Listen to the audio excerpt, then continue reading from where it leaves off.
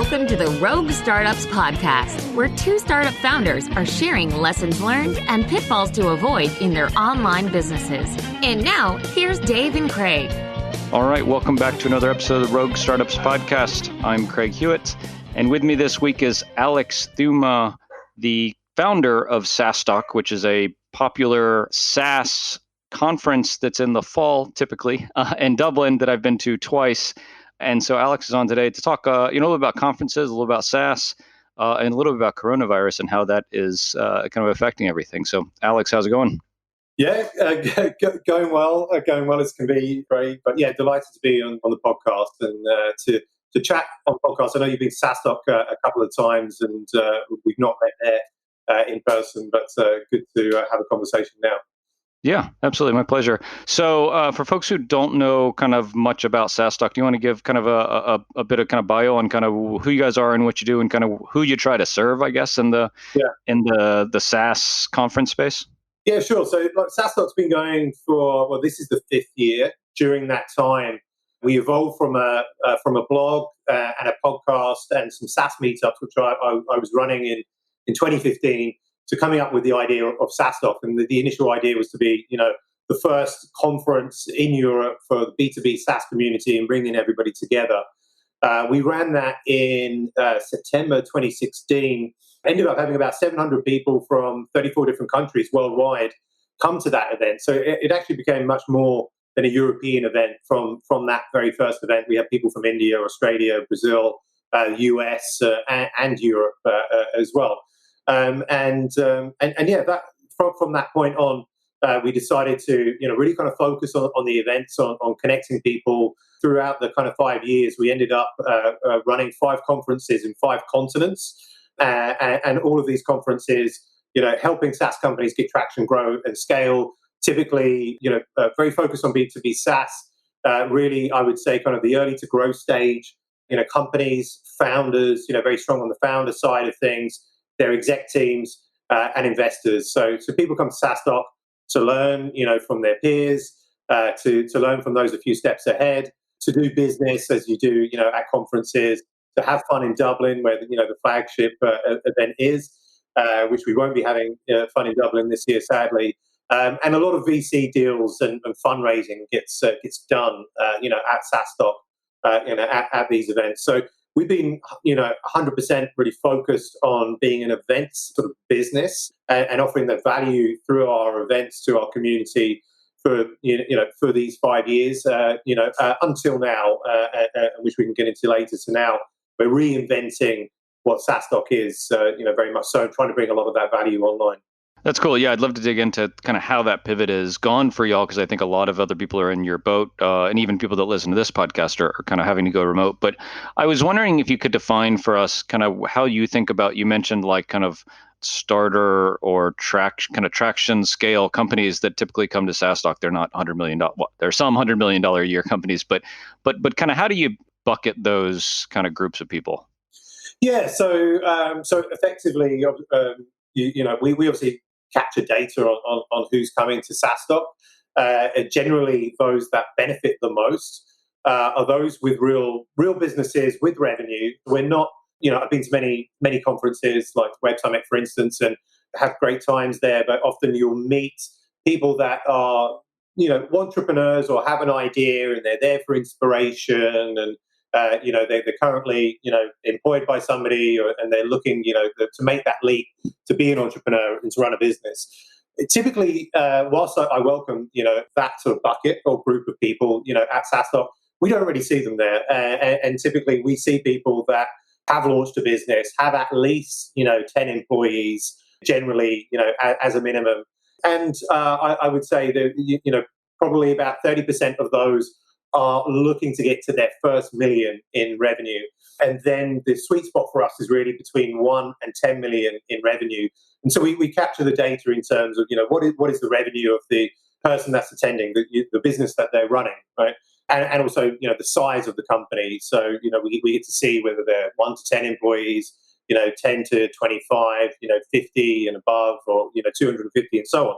So as the scale gets bigger, as we get to 1,000 plus, we see a much smaller number of companies represented at that stage, and really that sweet spot is at that earlier stage, and we have that data to look at, and what we use from that as well. It really kind of shapes the conference that we are, because in terms of the content that we deliver, again, and not necessarily sort of naming names, but been to many other similar events, right, where the content is got all the unicorns on stage, right, and they're 6 billion valuation or 10 billion valuation, and phenomenal stories, right, but so far removed from the audience that are there, that actually, what can they learn, from that person that they can take to their business, today or tomorrow.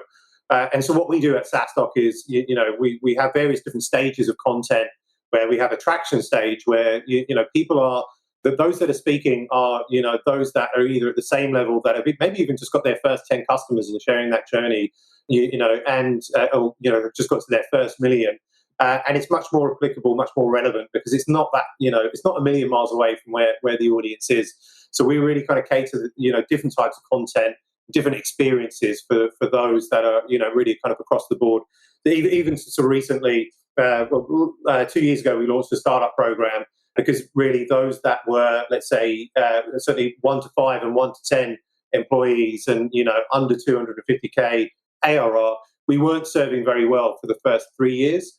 And actually, we realised that there's a whole load of folks out there that probably need more help, than those that are, the 5 million ARR range or the 10 million ARR range, right? And we've crafted sort of programs for them to deliver, certainly at the in-person conferences, and now taking this online. Yeah, I think it's interesting. Like, I look at what we talk about on this podcast and what other conferences I go to. I think it's easy to talk about that beginning stage, getting those first 10 customers, because it's a lot of the same stuff. And I think this stage, kind of maybe where we're at, and maybe where you guys are at as a conference, is like we have 7 employees. We definitely have product market fit. And now it's like, okay, the things we did from 3 years ago to now are not the same things we're going to do for the next 3 years. And so how do I, as a founder and a CEO, think about, like, okay, I have to, step back from my day to day. I have to go hire this person and not that person. I have to think about product in a different way. So I think it's challenging to create content around that. But it's super important, because I think a lot of us get to this point and we sit here thinking, like, what the hell am I going to do now? Because, like, everything I know isn't applicable, or a lot of stuff I know isn't applicable anymore. And so I've really appreciated, the kind of traction and growth stuff from SaaStock, because you do have, the CEO of Calendly and Hotjar and these companies that are doing millions of dollars, but are only a couple of years old. And so they're not so far removed that, like, you hear from, like, Jason Fried or Jason Cohen from WE Engine, and they're super smart and experienced guys. The things they say just aren't applicable to me, because they did it so long ago and from a very different perspective than we're doing it today, I feel like. Yeah, 100%. And that's the challenge, I guess, let's say for a conference business, because typically, part of the playbook for a conference is you need the Jason Frieds and the Jason Cohens to sell tickets, right? You need some big names to kind of show that conference has credibility and they draw the crowd, but actually, what we've learned and what we're seeing is that, as you said, people can go and listen to, both of these amazing founders, right? But what you learn from them is very difficult often to apply to your own business, where you're at. And what you want to know is, the companies, as you said, maybe the CEO of Calendly, or, the CEO of Hotjar, or, those type of companies that are just that little bit, one step ahead of you, and have done phenomenally well, and are sharing how they've done that, and how, like, Hotjar, for instance, and one of the talks from David Darman, the CEO of Hotjar, on our YouTube channel, how he built a revenue engine to get them from 0 to 10 million in revenue in 2 years. Like, everybody wants to kind of know how to do that, right? Yeah. But to get to 100 million, like, people, you want to get to 100 million. I'd love to be 100 million. But we know that, first of all, we need to get to 10. Maybe we need to get to 5. Maybe we need to get to 1 first, right? Yeah. And so this is much more interesting and applicable. So we do that. But oftentimes, unless you're, a fanatic about startups or SaaS, right? And we do have these type of people that come to our events. Maybe some people just don't know the names of the speakers that we were having, right? But then more look to the content. But we do try and cater for both, and we do try and get the big names in because it's what works, right? But we're not one or the other. We're trying to cater for everybody. So pivoting to what's going on these days with you guys, obviously coronavirus has changed a lot of what you do and how we all live, and especially going to conferences. And so I know you guys have taken SaaStock online and remote. I'd love to hear just kind of, state of the union, kind of where things stand there at this point. We're recording here in the middle of August.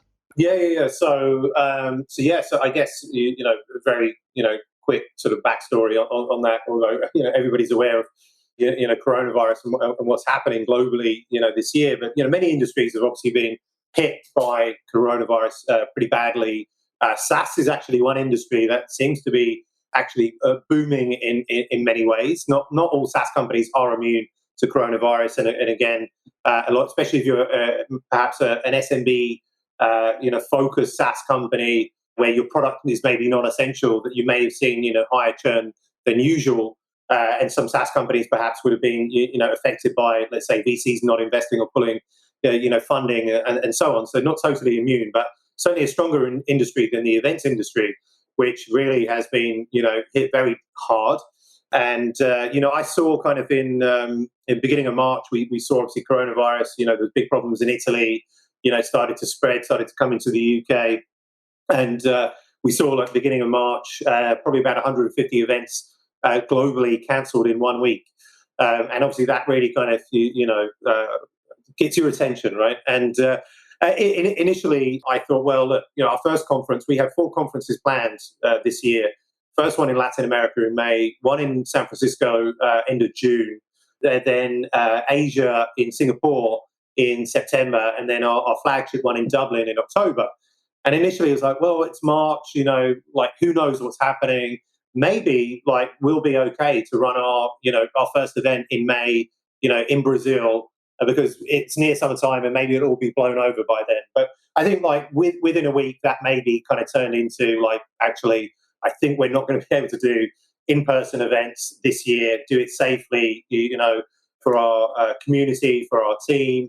It'd be too much of a risk to kind of have that optimism that, it will happen. Because again, we and I made that decision then very early, beginning of March, that, hey, look, I don't know what's going on, right, with coronavirus, but I just kind of feel from what I'm seeing that conferences are not coming back this year, right? And perhaps those that are thinking that they're coming back are being wildly optimistic, from what I'm seeing. And I saw like a bucket of people within the industry that were and perhaps still are holding out hope that they can do, large scale in-person events at some point this year. And they haven't cancelled their events. And I'm quite, surprised about that. But perhaps they're in too deep that they, at the moment, and they can't dig themselves out. But we made that call early, and then, when we were looking at a growth year at the beginning of this year, we were looking at, we were planning on 60% growth, which was quite ambitious, but that was the plan. But it was all focused and centered around these, global in-person events, these mass gatherings, which all of a sudden were banned and, kind of being talked about as the, super spreader, events. And made the decision to take that away, and then was like, okay, what are we going to do? Because we're taking away our single source of revenue, because we're not a multi-product business, certainly, at this point. So I had, over the years, we've had a number of ideas. I thought of a number of other ideas, thinking about, just kind of came to me in terms of like looking at our value and how do we bring that online. Called a war room meeting. We had about a 2-hour meeting with our exec team. We went through 7 ideas, and then we were like, which one can we execute the best, fastest time to value for our customers, fastest time to revenue, for us. And we picked initially, online conferences, right? Like, we're a conference organizer. We've never done it online. We don't know a lot about online conferences, but we think we've got the skills to kind of, transfer here and kind of make that work. So we decided on that, left all the other ideas, on the shelf. We did the pivot. We went through March with 0 revenue, lost money then in the first quarter because of that. We obviously generated some revenue, January and February for our in-person events, and then made that announcement, to our existing customers and so on, that we're not doing in person, and had a lot of good understanding and support from our customers and partners, where a lot of that was rolled over into kind of next year. So actually, a lot of our expenses for these cancelled events were not refunded, but rather rolled over to next year. We're not getting refunds from venues and so on. Sorry, is it the same for attendees? Or are you crediting attendees for like the next year's event? Yeah, exactly. So we're crediting attendees. They're getting access to our online conference if you bought a ticket, and you're also getting your credit for next year as well. And so for us as a business, and that went down like very well, with a few exceptions, right? And always. but had we, and had many other conference, businesses, had we said, okay, yes, we will refund everybody, we would have gone out of business, right? And that's not what we wanted to do. And our partners were very kind of supportive of that as well. So we went with the online conference. We came up with SaaStock Remote being our first online conference. We decided for it to be a global conference, which I think it kind of worked, but also may have been a bit of a mistake, because we wanted to, given that we're running a global events business, we have communities in all of these different continents. We wanted to cater for them, and also for that to be a bit of a differentiator for us to some of the other events out there. But really, you can't cross all of the time zones, and to do that, we ended up having a mammoth, a 10-hour online event across 2 days, so 10 hours per day. Wow. And I think for any one attendee, that's far too long online. However, what we did and what we saw from a behaviour perspective was, the Europeans were there, often, in that afternoon, and the US, folks kind of came in, maybe 4 p.m. to 5 p.m. and, were with us, until the evening. And even some of the Europeans, they were doing their work during the day and then would log on at, 5 p.m. and so on. But we couldn't cater for Asia and Australia. So we pivoted. We ran that first event. It generated, roughly about 360K revenue, significantly down on, what our in-person events, would bring. However, the costs are so much lower, the risks in running that much lower, easier in many ways to kind of set that up. And we did, get a new audience, as well as some, existing, SaaStock delegates coming there. So I think being online, it lowers the barriers for people to attend, because, like, as you said, you've been to our event in Dublin, you had to fly there, you had to leave your family, you have to leave your business for a week, and there's all these costs associated. But now we're kind of, all these people that could never attend a SaaStock event in person have that opportunity to do it, from the safety of their own home, right? And so that there are many positives, but certainly what we've seen is much more than 50%, lower revenue, from this, even though this was our first event. But now we have 3 more online conferences for the rest of the year, 2 regional ones, and we're replacing our flagship one with SaaStock EMEA online in October, and taking a lot of our learnings, from the first online conference to improve this, event and experience. For instance, one example, so we did a retro, afterwards, where effectively, what worked, what didn't work, and we did the round robin with the team, and came up with a whole list of what works and what didn't work. And one of the things we're adapting is we're not doing 2 days and 10 hours per day, and trying to please everybody across the world. And in fact, we're running it across 4 days, and the first day, each day will be no more than 4 hours, per day. So it's a bit more bite-sized, and people can commit to that. So it's one of the examples of the learnings that we had. So you said that like revenue was down quite a bit, like half or so, or I think you mentioned of kind of the in-person events, but profitability, like on a per conference basis, like obviously your costs are, I don't know what they were, but much lower. Like, did you guys do okay in terms of like the health of the business with this move? Yeah, exactly. So yeah, revenue was, given that was our first online event, it was down certainly to our in-person, but what event do you compare that to in our portfolio? So certainly if you look at Dublin is a multi-million euro event from a revenue perspective. And then if you look at our events, our in-person events in general, certainly we'd normally be looking at, 30%, profit margin, on that. And with online, we were looking at 80% gross profit margin at least. Wow. And that's good for you guys. That's great. That's what we hit, and then there's me then as as a CEO, as a person sort of, well, not I'm not the only person running the business, but then all of a sudden seeing our profit margin jump up and seeing that this, as a business model is actually more interesting to me than the huge risk that we take with the in-person events and the huge cash outlay, the upfront cash outlay that we put into all of these events. So there's a lot of risk that we do. It sucks the cash out of the business, but online events, it doesn't do that, and it's super profitable, but the revenue is lower. So looking at that and thinking about that as a business model, I mean, certainly we've got the short-term decision, which could become long-term, and I kind of hope it does in many ways, in that obviously because of Corona, the next 12 months, all of our events are online, which then means that we can focus on building a much more kind of profitable, business. But we do want to come back, in October to Dublin again. It's a flagship event. So put a lot of love into that event over the 5 years. It's a great experience, and we want that to come back if we can. But it's still uncertain, if we can or not. I think one of the big questions of anybody that goes to online conferences or that runs them is engagement and that intangible kind of like hallway track and having drinks, especially in Dublin.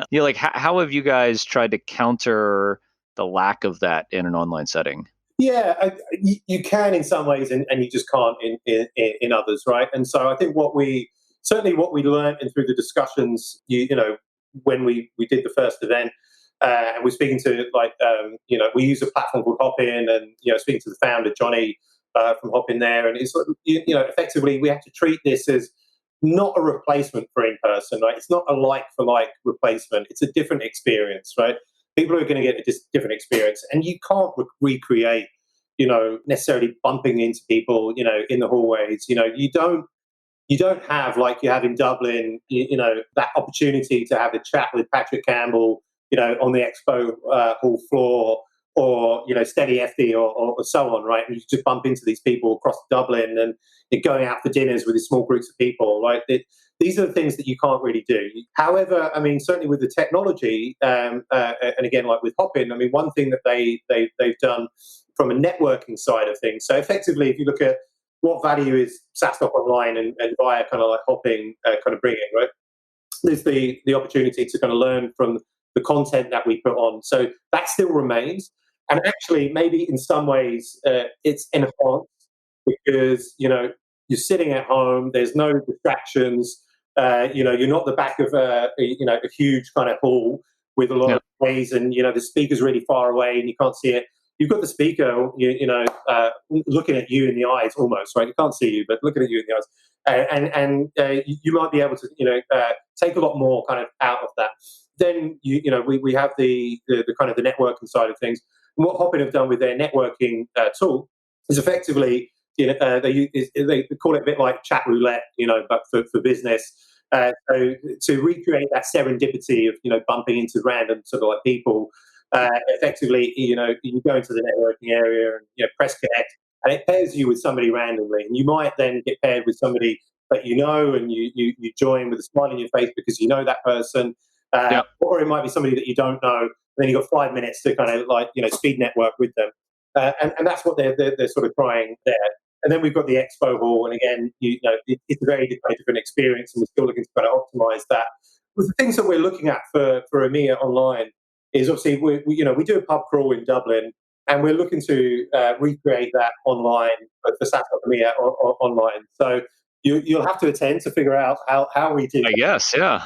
And additionally, I think one of the great things about SaaStock in Dublin is that you run the conference sort of during the day, but then there's still as much value, sometimes even more, during the evening, where it spills out to the dinners and then the parties which are hosted by our various partners. So we're going to be doing some networking events in the evening. Again, it will be online, but what we'll look to do is try to recreate some of that Dublin magic, but do that online as well. And these are some of the things that we're looking at. So we know we can't recreate, in person, and it's going to be different. But what we're looking at doing is still connecting people, trying to bring, smiles on their faces, as we do it. And so people can have, they can learn, they connect, and they can have a great time. at the same time. So it's going to be different, but we've got to treat it that way. You mentioned that you're moving from kind of a single global conference to breaking them up a little more regionally now. What kinds of things are you hoping will kind of be a benefit of those smaller, more regional conferences? Like, where will you be able to focus? I mean, time zone obviously is one, and I know you're breaking it up over multiple days in the same time zone. But what other kinds of things are you hoping to achieve with that move? Because I look at it and say, like, it's online.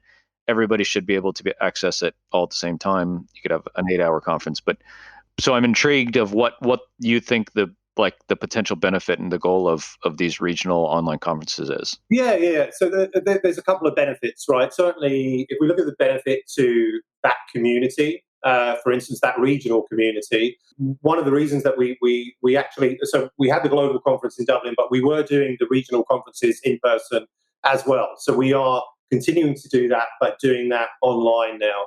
And therefore, so if we have like SaaStock Remote or SaaStock EMEA online, in October, which is a replacement for the Dublin one, yes, anybody from across the world, can attend that. And in general, the content for that, it's applicable to SaaS founders, right? So if you're a SaaS founder from Brazil or you're a SaaS founder from Singapore, that content is relevant because of, what you're learning is applicable to your business, right? But what we're able to do with the regional events is really kind of get more thought leadership, opportunities to regional founders that perhaps wouldn't, necessarily be on the global stage, and they give a more kind of local perspective. So, for instance, with SaaStock LATAM, which is happening on the 1st of September, most of Brazil is a huge country, right? And actually will be the majority of makeup of the audience for SaaStock LATAM. And they've got quite a good SaaS scene there. I've been sort of going there for the last sort of few years and attending various events. And we run an event in their SaaStock LATAM in person there last year, and now it's online this year. They've got a number of companies that are doing, 10 million, 20 million, 30 million ARR. And they're all focused within that market. They're not selling in the US. They're not selling in Europe. They don't need to be because Brazil is a huge country. And so they do things kind of differently. And therefore, some of the stories that they can tell, and certainly maybe all the stories they can tell about scaling their business, are applicable to that market and how they've cracked that market and what they're doing in that market. And often on a global event, you'll get, and we have, like the CEO of Zoom Info, or the CEO of Clary or whatever. And, you get these US entrepreneurs, and perhaps sometimes it's a bit more US-centric kind of viewpoint that they have. But actually, by doing it regionally, we can have a LATAM-centric viewpoint. We can have an Asia-Pac-centric viewpoint. So from a content, we're delivering content that matters for SaaS businesses that in some ways can still be applicable to all SaaS companies, but is much more focused, on that region. And there therefore is more benefit to those founders from that region, from that respect.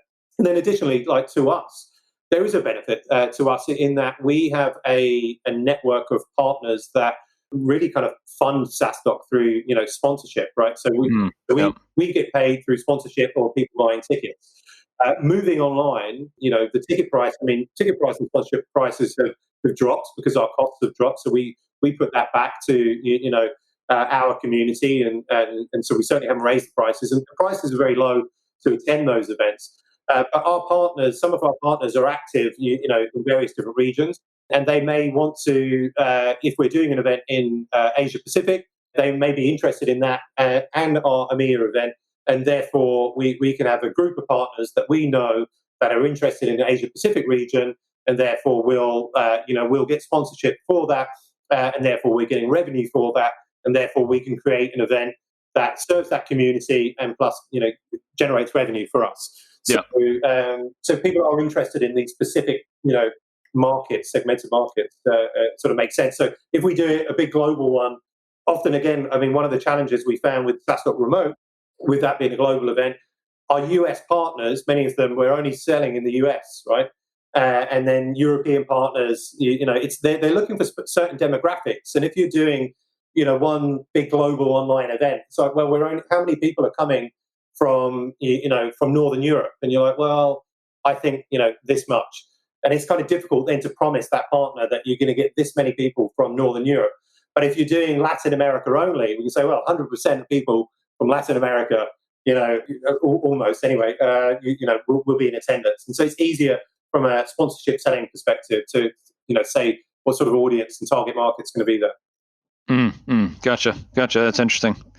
I'd like to kind of circle back to, March, April, kind of when you were looking at kind of what was coming and made the decisions that you made as a team, and kind of how that whole process went. And I know it's probably tough to generalize, but maybe kind of try to pull out some things that you all did well or kind of thought through, and maybe some things you didn't do well that other folks that are listening that like maybe aren't conference companies, but are founders and have to pivot and have to deal with the shit that we all get some days, that you think you might be able to say, we did this good, we definitely screwed this up, those kind of things. Yeah. Thinking about that, the things that we did well, things that helped us through the pivot, is one was that we acted fast. So we're using the sprint methodology, as a business. So in terms of when we are, setting our rocks or our OKRs, we are what we did sort of back then, and maybe the timing was right, because in terms of the beginning of the quarter, we knew that we kind of had to pivot. So we had our kind of quarterly planning day, which we did online via Zoom and using Miro, and we were able to kind of collaborate. And we had the exec team on the first day, and then the whole company on the second day. And on the first day, of that quarterly planning day, a large part of that was obviously selecting what should our priorities be. And it was actually very clear that the priority was that we needed to choose this online conference, and so we had one single goal for that quarter, which was SaaStock Remote. We had the single revenue goal from that. And then during that quarterly planning day, we worked out in terms of what were all the priorities, per department were needed, and what were the tasks of those departments. And so we worked in, breakout groups on Zoom to kind of, work on these and then put them up onto, we're using a platform called Align to kind of manage our tasks and priorities. So basically, within 48 hours, once we sort of presented that, to the team the next day and got an input, we had our plan for the next 90 days. Our single focus, is SaaStock Remote, and everybody in the business is working on that. And everybody has a role to play to kind of work on that. So that was one thing that worked really well. So we were sort of fast in planning, and then we were fast in execution, because then we were working in the kind of sprint methodologies across various teams. And so each team would then do their sprint retros and say, this worked, this didn't work. And we were able to change tack. So for instance, again, having that adaptability, something that we saw initially was that our positioning was, I think, wrong for SaaStock Remote. And, we'd chosen the kind of positioning. Effectively, we'd taken the in-person conference and we put it online. And then we had the tagline and said, the SaaStock you know and love online, right?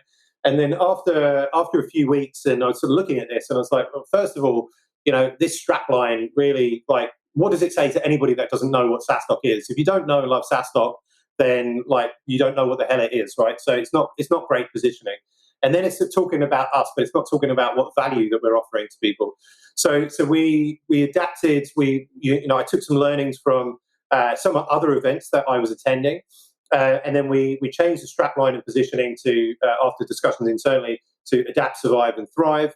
And from that resonated much more to what was happening, globally, and what was happening to our community, and people responded much better to that. So that was our ability to kind of, see that what we'd done initially, wasn't really working, and then have some discussions internally and kind of change that.